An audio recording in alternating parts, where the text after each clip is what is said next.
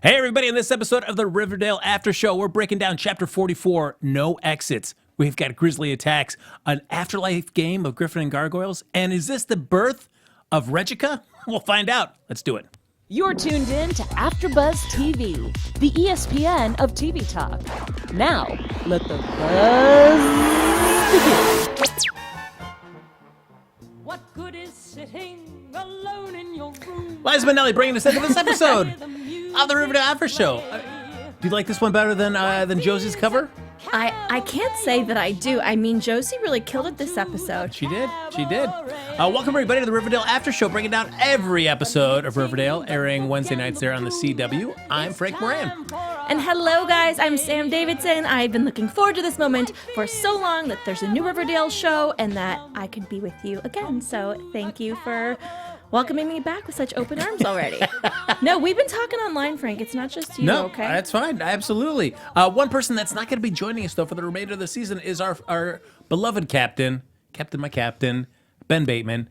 We lost him. Yes, life is just too busy for Ben Bateman. When you're that handsome and that awesome, you know, you've got so many demands on your time. So he will not be joining us for the rest of the season. But I always know somewhere he's thinking about Archie and his abs. So Always. that will keep me warm. But in the meantime, though, Sam and I will be breaking down the rest of the season, and we should hopefully be joined by at least one, if not two other people in the weeks to come to help us round out our thoughts and feelings about the season. Yes, the major super fans, don't you guys worry. We've got you covered. But I mean, me and Frank, day one, That's true. always loved this show. We're in for the long haul, Even guys. Frank. Even me. You've learned to love this show. I still have my issues with the show, but I do enjoy watching it. You for do. Sure. It's very true. So as always, folks, like us on Facebook, give us those 5 stars on iTunes, subscribe to the YouTube channel, and Sam's got a computer running, which means the chat is up and running. I know you're already in there sharing your thoughts about this episode. Sam loves reading your thoughts and comments, so keep them coming. But in the meantime, before we break down the episode in detail, Sam, it's been a while. We haven't had a chance to. So how have you felt about the season so far and your feelings as we jump into this episode? I thought we had the few episodes I was gone, they were good. And of course, the ends, the mid-season finales are always very good. I liked this one. I felt that it was taking a different turn. I feel like they just the writers keep on trying things to see what we like. And I'm liking this turn because I feel like it's getting closer to Sabrina. And I want the two shows to merge very badly, or at least have a crossover, because then I can be right that my theories all around the whole time were correct. So I liked it. Oh, all right. I again have some issues that I do with Riverdale. As much as it's enjoyable to watch, it still does feel like they will play fast and loose on what things they choose to dwell on and what things they just kind of brush to the side. So as we begin this episode, the big thing to know is that the quarantine, which seemed to be such a buildup last season, the city's going to be on quarantine, which seems to be a huge thing that you might want to dwell on for an episode or two, has been brushed aside. The quarantine's already been lifted. Even though Riverdale doesn't have its pep back, it's like, well, okay. I'm so freaking sick of Hiram Lodge, and I really wanted a father-daughter relationship to blossom and for him to be that bad guy that somehow still had a heart. I truly don't think there's any heart in there. I'm sick of his storyline. I almost forgot about the quarantine because I am blacking out everything that man does because it's just stupid and it's repetitive. So... Well, especially when they built it up at the end of the winter finale, where it's FP and Jughead trying to get back into Riverdale. The quarantine comes down, stops them from getting in. Yeah. It's set up like, oh my gosh, we're gonna have to see how do they get back into Riverdale. Cut to, all right, we're already Riverdale. Quarantine's already gone. Jughead's already back in town. It's fine. We're just moving on. But at the end of the day, that's what they do with every storyline. They've just skipped some time, so they had an easy out of being like, well, the holidays, the quarantine just Yes. ended and we all ate too much turkey and it's time to go back to our real lives. But I do like that the Serpents kind of, specifically Cheryl and Toni were taking over a bit. But we'll get into that. Well, true. Yeah, I mean, let's just hop into that where we kind of see some of our people now. We see a rash of cat burglaries happening, done by Toni and Cheryl, just trying to do their best Robin Hood. But it's not Robin. I mean, I'm assuming they're stealing from people that are bad. Because we don't really know who they stole from besides Hiram, do we? I mean, I'm just assuming that they're bad people and it's for themselves. It's tough to say. When you're saying Rob Hood, you're expecting them to be giving the riches to the poor. Yes. We saw them take the riches, but we never saw any of them giving any of it to the poor. Yeah, I'm a little bit nervous about this relationship, and I just have a theory, and don't kill me, guys. I'm sorry, but I am worried about Toni Topaz. I think there's going to be a very sad end for the two of them, that they're just going to get into too much trouble together, and one of them's going to die, and I don't think it's going to be Cheryl. And I know nothing, but you guys know how I think crazy like these shows, so I wouldn't be too surprised. I want to know what you guys think in the comments, because they're just on a road that is sexy and it's fun, but it's probably not going anywhere good.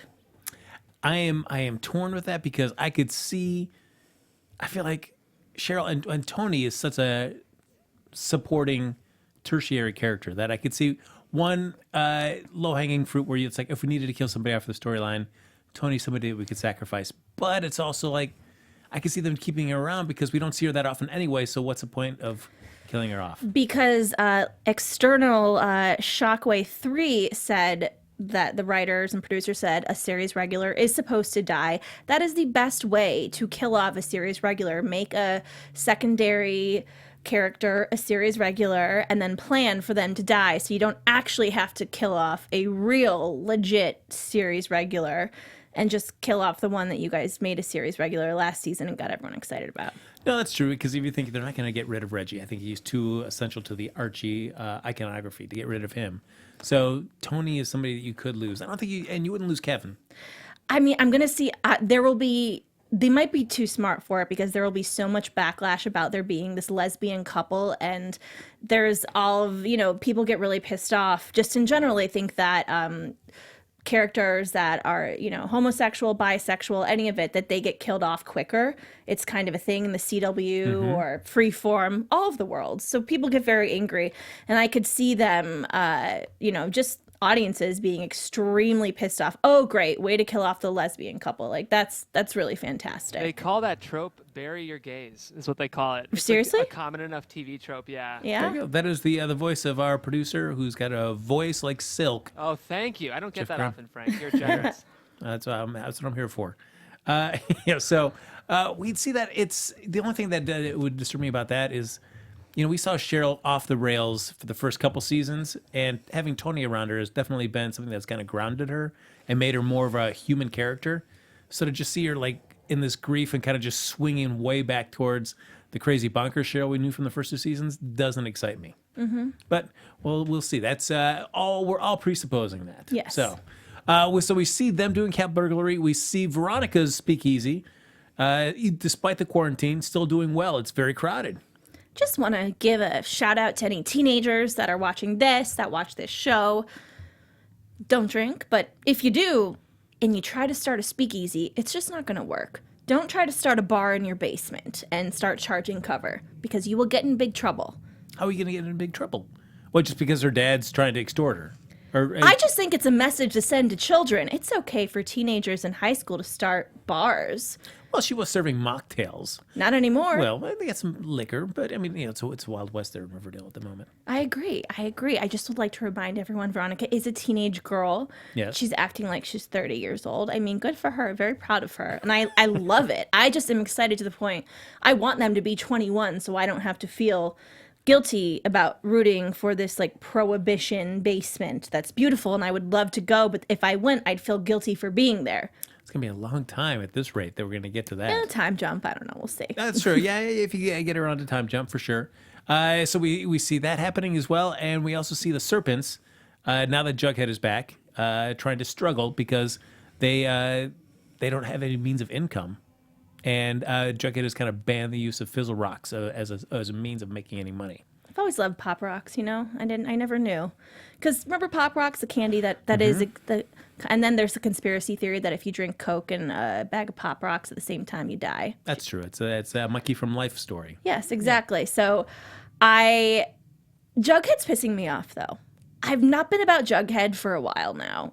Ever since he turned to be into the game, I've thought he was a big idiot. And I don't think he's a good leader. And I think FP's there now, so why can't FP be the leader? Well, but FP kind of stepped aside. he let his son stand up. He's not like 80. Well, I mean, that's true. We do see later on in the episode that FP is kind of chafing just being on the sideline. I suppose. I mean, Yeah. he's helping him. He's grooming him. He's basically the head of the Serpents, but he's not. He's just giving the advice to his son. But he's moving his son to do, I think, what he thinks is right. He's he's guiding him as a father should. And the last one that we'll also explore throughout the episode, through our little breakdown here, is Betty has some of the refugees from the sisters staying with her as they all see her as like the Griffin Queen, and they are all struggling to acclimate to just regular society now. Or just living in a living room Yep. in a group home. I mean, I suppose that it is what they were doing before, but yeah, Betty is running an orphanage. That's true. We'll dive into the Veronica one because I feel like that is a linchpin to a lot of the stuff where we see Veronica first getting in the screws put to her by her father, Hiram. It's like, you want my protection, you got to pay 10%.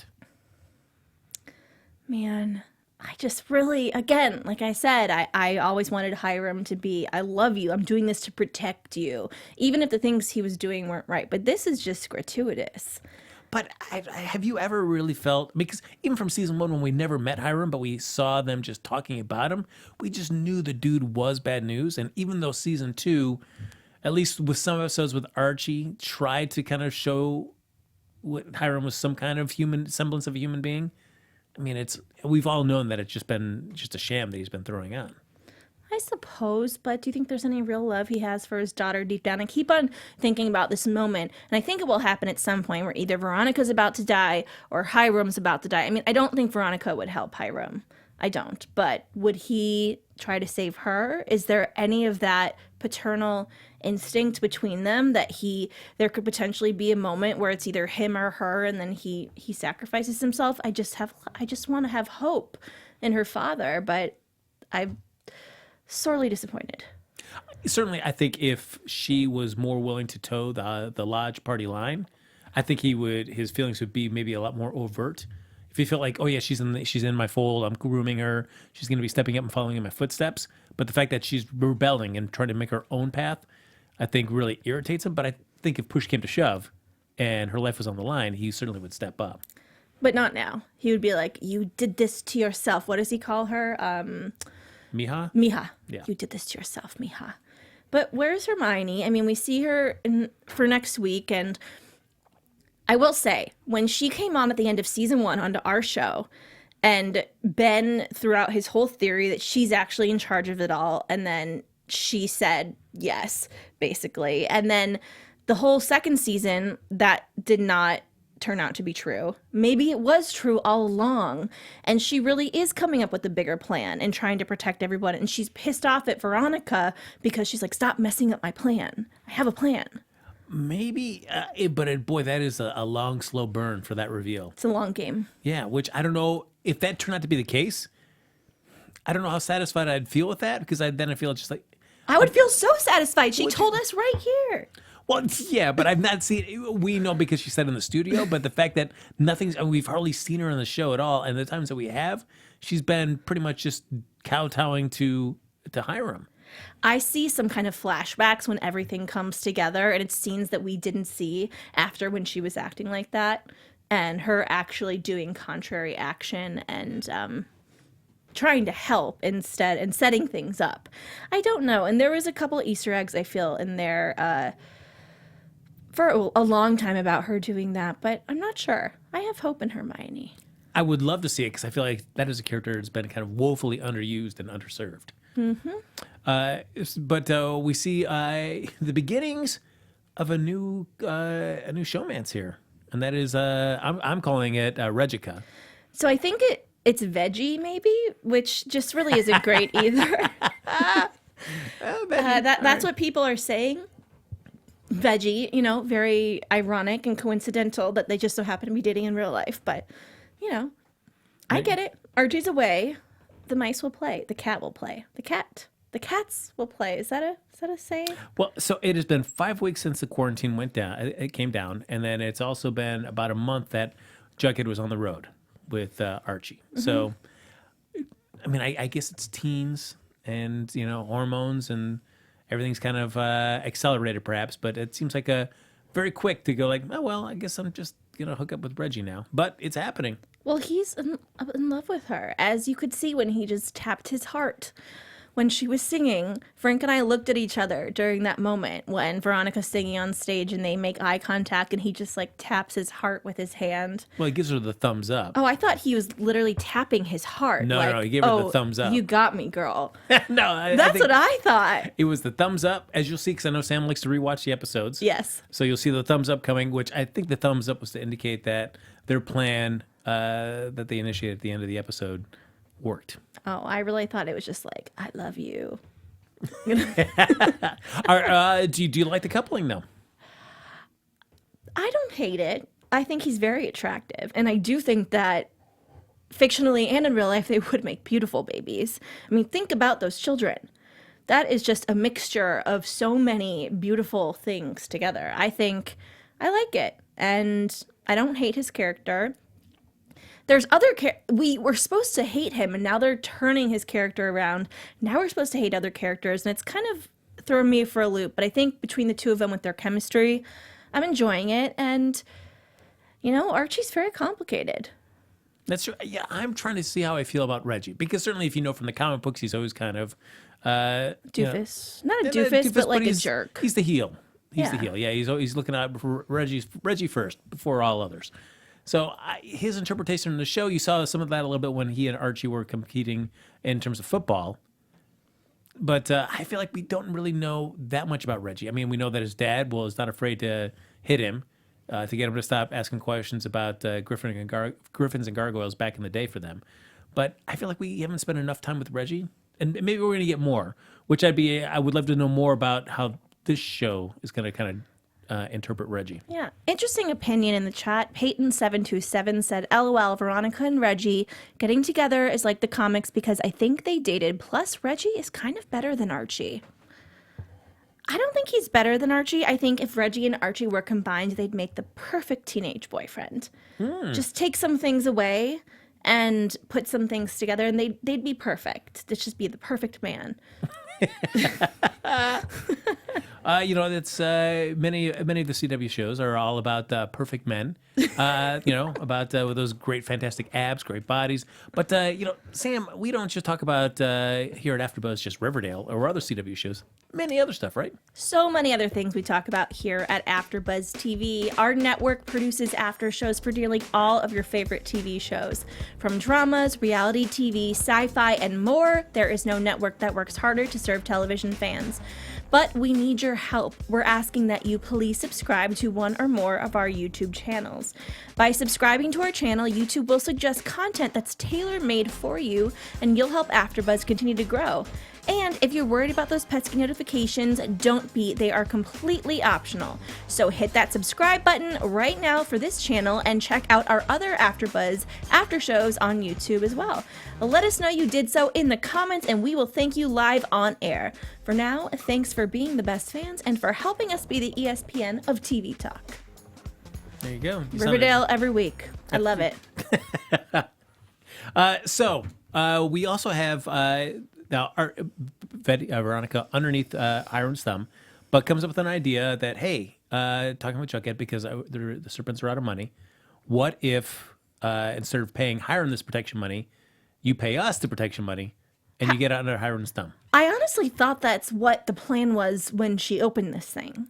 I think I just assumed because why the hell wouldn't she? She clearly needs protection. The place clearly needs protection. Why wouldn't they get their allies, the Serpents? So I was like, obviously, duh. Well, I felt like it didn't seem to be an issue at the beginning, and then the quarantine hits, and then things change. So then it becomes more of a, the mob racket protection schemes and all that stuff come into play. It was obviously always going to be an issue, and they always knew that. If things would come after them and come after the speakeasy. So, I mean, it's a win-win, right? Well, and we do get to see people working together that we don't often get to see, and that's Jughead and Veronica. Yeah. Which would be interesting. We don't often see that coupling. Except in the hot tub that one time. True. But if you looked at all the other the multiple combinations, it's very rare that you see a lot of Jughead and Veronica scenes. Yeah, they aren't too fond of each other, I think, just in general. And like FP said through this episode, she's still a lodge. You still can't trust her. And I don't think that's true, but I think both of them have kind of had a distrust against each other for a very long time just because of their families. So I like it. I thought it was just kind of a duh again. But I mean, I'm glad that they've teamed up, but not thrilled with Jughead's not, it's definitely not a democracy. It's something else. What is I'm blanking. A dictatorship. It's a dictatorship. He is a dictator right now, and I think he's turning into a dictator. You can't just do that. You can't just do what he's doing. Ban all of these people. Well, he can. He's the head of the serpents. Jerk. He's a serpent king. He's got to do that. He could be. He could have, given them another chance. That's all I'm saying. I mean, that's a risky run, though. I mean, if you look at Jughead, when he sets down the law that, hey, nobody's dealing fizzle rocks anymore. We are clean of that as well. But unfortunately finds out that Fang has been dealing fizzle rocks because he needed to make money for his mom's treatments that she's been needing to have. And so then we also see that Cheryl and Toni, when they break rules, they steal the Glamour's egg from the lodges, give a smooch onto Hiram's portrait. They get busted for that. Jughead wants to get rid of the two of them, but then has got to also take Fang out with him as well because he gave him a pass once, but he can't do it now. I suppose everyone's saying that he's not a dictator. There is a rule book, Yeah. but these guys, they have always done things, I thought, that were against the rule book. I mean, they've done a lot of illegal things since the time that we've known them on the show. Maybe what they've done somehow was, I'm sure, given by FP told them to do it, but these people are always doing messed up stuff. So I just think that for Cheryl and Toni to be excommunicated like that was really harsh. And also, maybe just talk to them in private. It is because Jughead does lay down the law about the fizzle rocks. And so I see why, even though he gave Fang a pass when it does come up in full view of the rest of the serpents, he's got to take his jacket. But I can see what you're saying about, because he never really said explicitly, hey, nobody else steal from people and implicate the serpents. Don't do that. So, I guess he didn't technically do it. The reason he was doing it is because they kind of made things more difficult with Hiram. Well, their bread and butter has always been crime. So I think if he gave them a warning and said, give us back the egg and stop doing this, and they didn't, then he could, kick him out. Actually, I would have felt more sympathy or seen the difficulty in Jughead's decision if we would have seen what Cheryl and Toni were using all that money for. Like, I know we're stealing from a bunch of people, but we're doing it for this reason. We never really found out why. So if they'd been like, oh, we're trying to help these people that are in soup kitchens or whatever, you still get food, to see what they were trying to do with that money. But without knowing what they're using it for, it just seems like, hey, we're just stealing and just keeping money for ourselves. That's a good point. Maybe they do have a bigger plan that we don't know about. I mean, it's not like we saw them spending. I mean, we saw them playing with the money and be excited to have it, but I don't know. Maybe there's a bigger plan there, and they are opening up their own farm. Yeah, who knows? But yeah, so they get the boot from the serpents. I don't think it's going to stick forever, though. Don't piss Cheryl off. I just think it's just have them on your side. I think it's not good to not. And the look in Toni's eyes when she said, I am a serpent by blood, and she had tears in her eyes, that is such a big cut to Toni Topaz as a person because of her family and everything that they've been through. For Cheryl, she's a new serpent. So is Betty.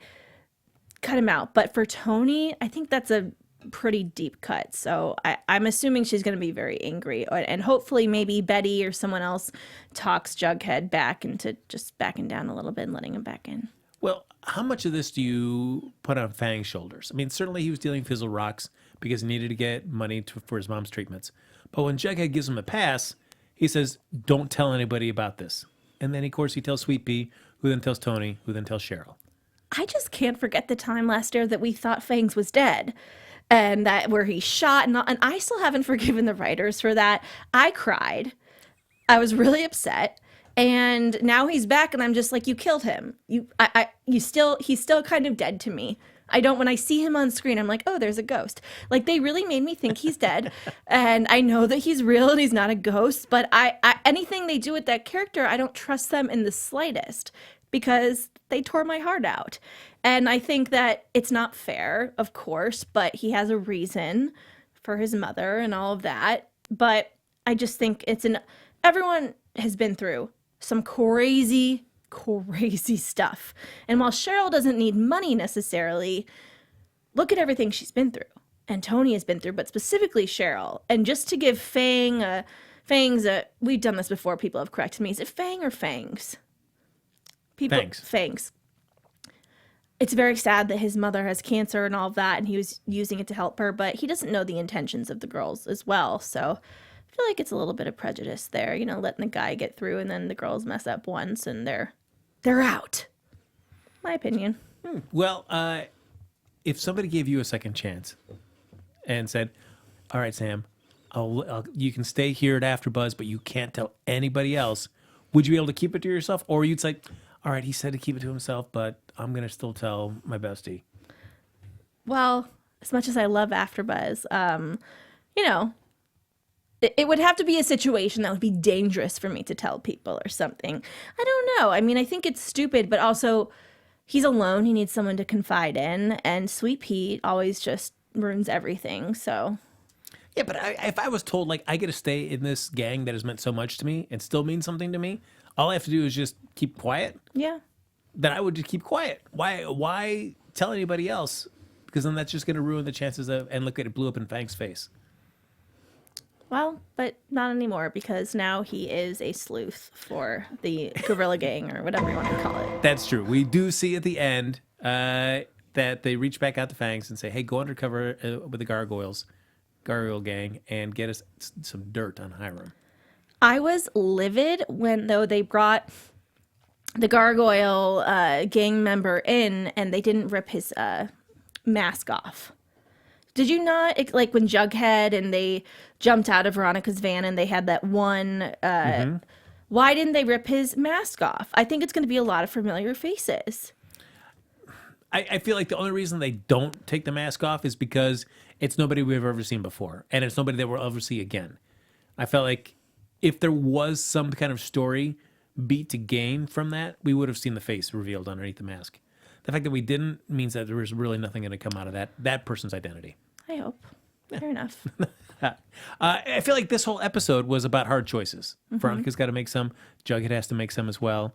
And also Betty, because she's got, as we were talking about, she's like the wayward home for all these sisters, refugees.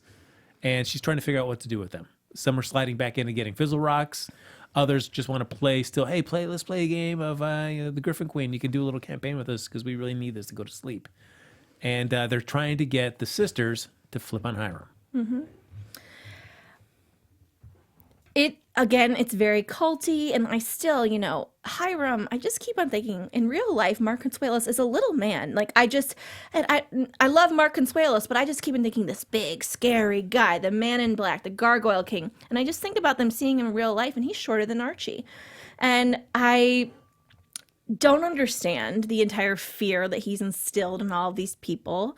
I'm hoping it's something supernatural. I don't know, or a deal that he made with the devil to terrify them. I'm not sure.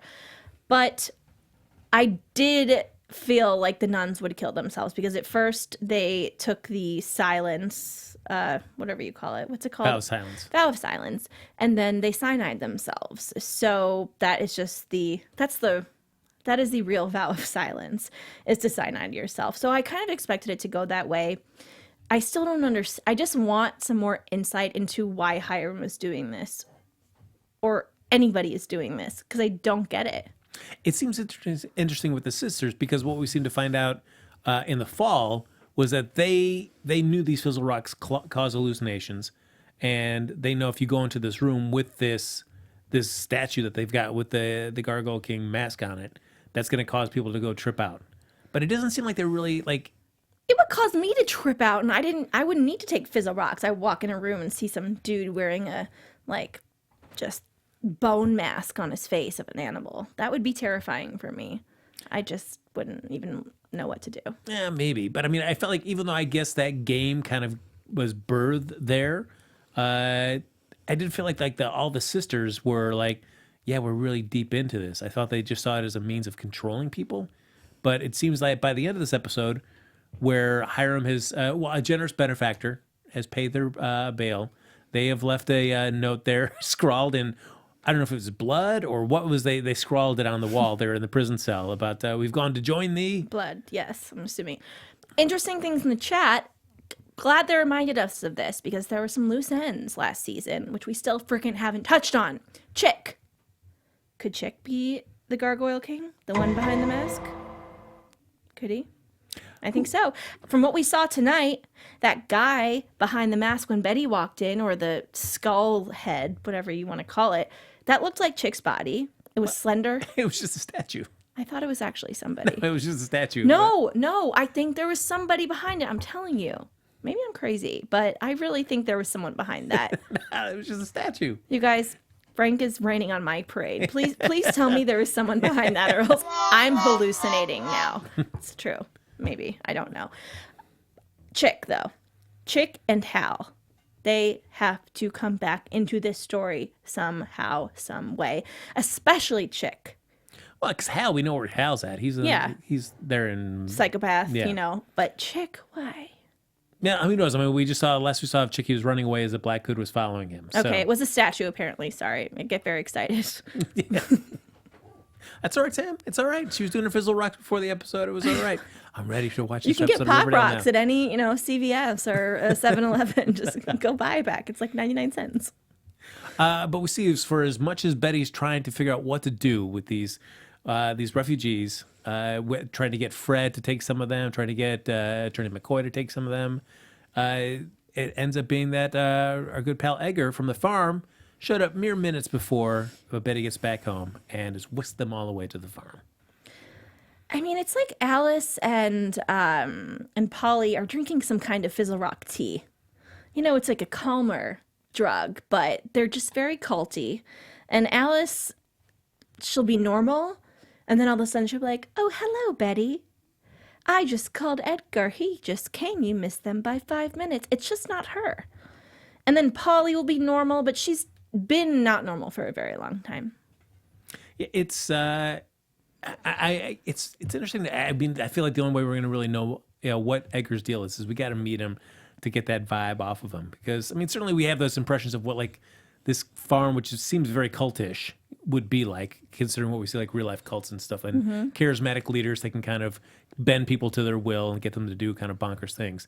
But there's always like at least like some shred of good in there in the sense, because Alice has become, a little bit of a better person in her time there. Not saying that what's going on at the farm is great, but there always seems to be like with the cult thing is there is some positive aspect that's the way they draw you in, and then it gets warped once you're too far in to really realize that, oh wait, I'm doing cuckoo things now. Yeah, and like Taylor James in the chat said, Alice is just, I want to shake her out of it. Because, I mean, literally, it seems like if you maybe shake them, they'll be like, whoa, where am I?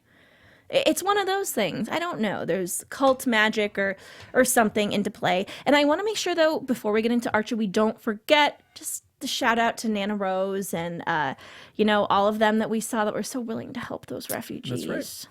That's right. I was really thinking everyone was going to be like, Betty, this is really awkward, but I don't want strange children in my home. But look at Fred stepping up. With Archie there, I've got a lot of room. Fred's like, I should have thought of opening up an orphanage earlier. I'm so lonely. So, as Sam mentioned, Archie, we've seen what Riverdale's like right now. But we don't see kind of the beating heart of Riverdale right now, which is Archie Andrews, who has fled Not the country. anymore.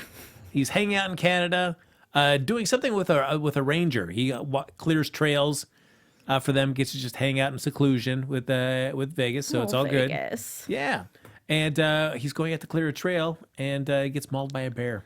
I was really excited that this was some kind of supernatural Bigfoot or something, but it's just a bear. It's an actual animal. Yeah, I feel like if they would have introduced Bigfoot into Riverdale, I was like, that's all we needed. are we close to Sweetwater River? Because I think that there are some supernatural animals over there.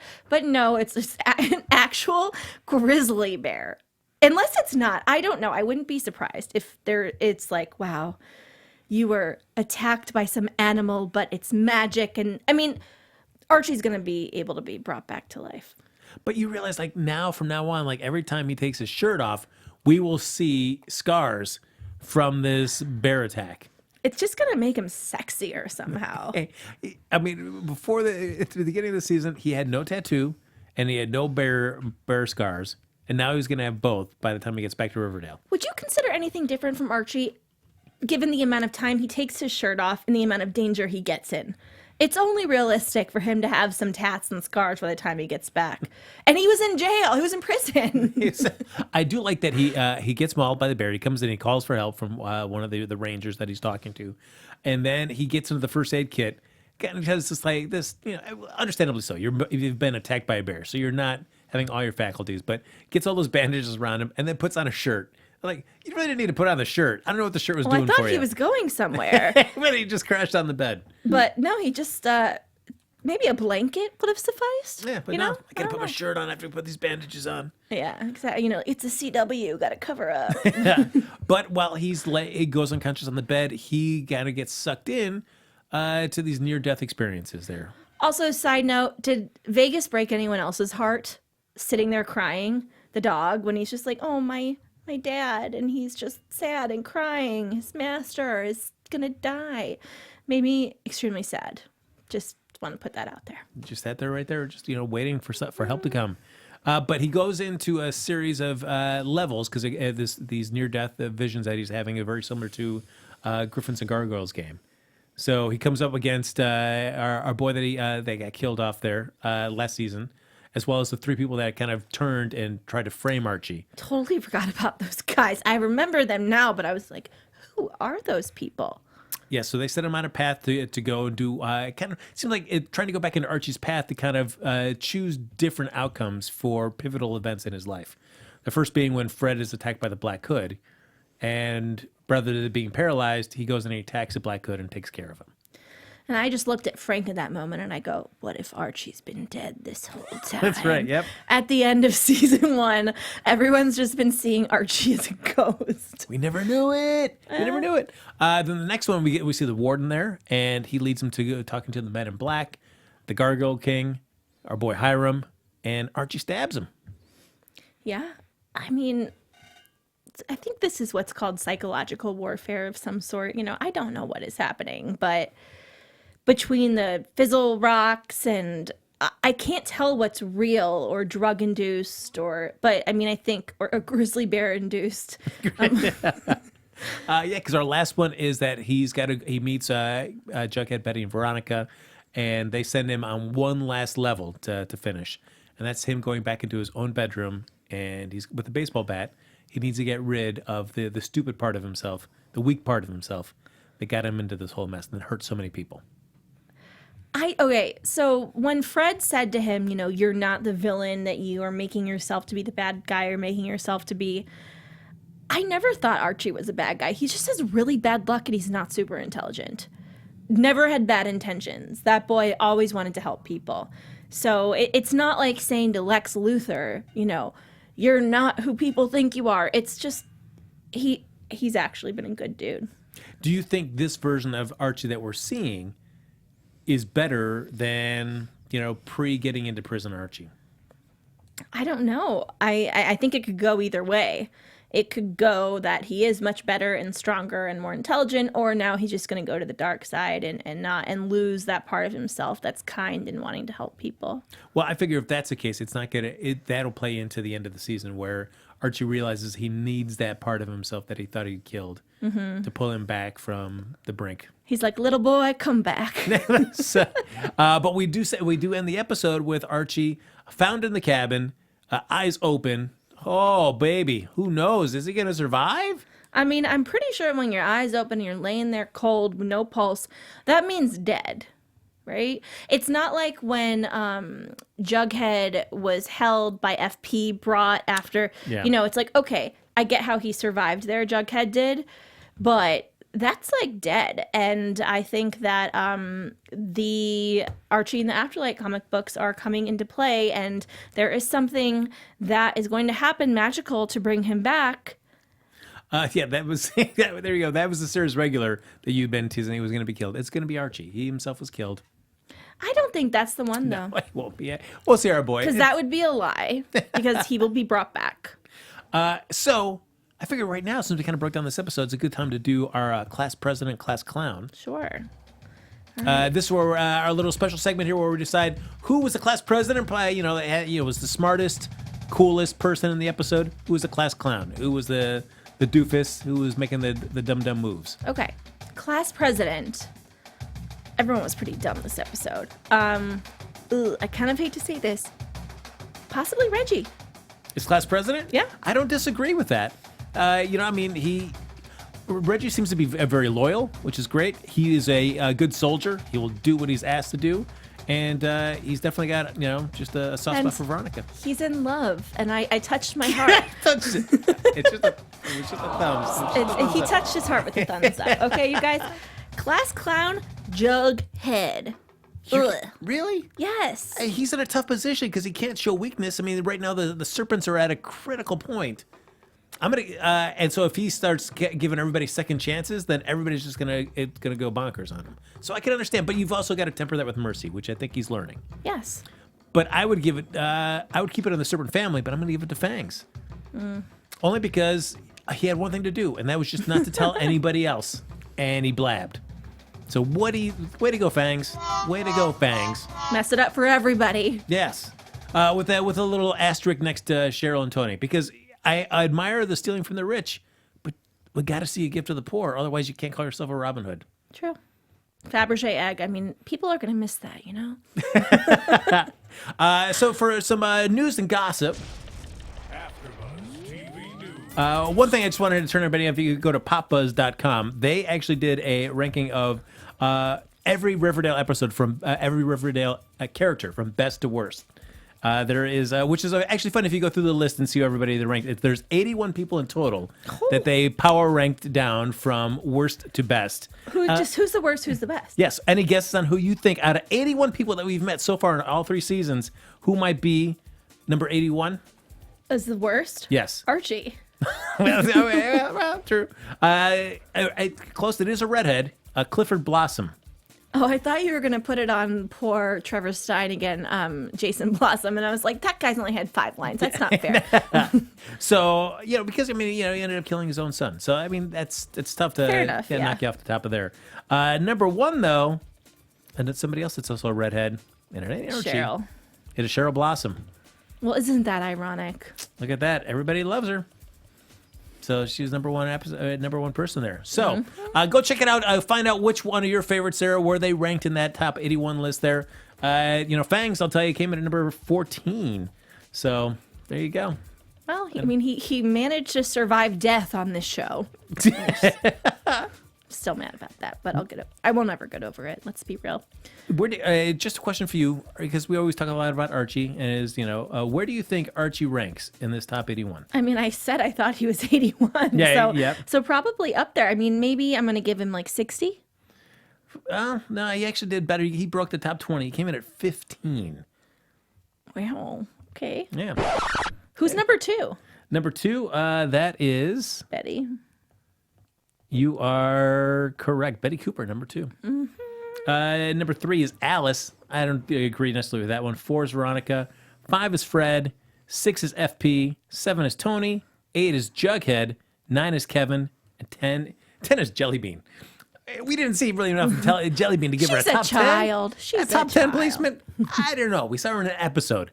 A little rush to judgment on a top 10 for her. Fair enough. All right. So, quick prediction about next week. Your AfterBuzz TV predictions. I mean, everyone's going to think Archie is dead. They're going to be devastated. As we saw in the preview, Fred goes in finally and says, I will kill whoever, and I will kill you. And I just want people to... I have the chills right now. I'm so excited. And then, oh my God, you guys, I think there's going to be a Jesus thing. I'm not even kidding. I think Archie is going to rise from the dead like Jesus.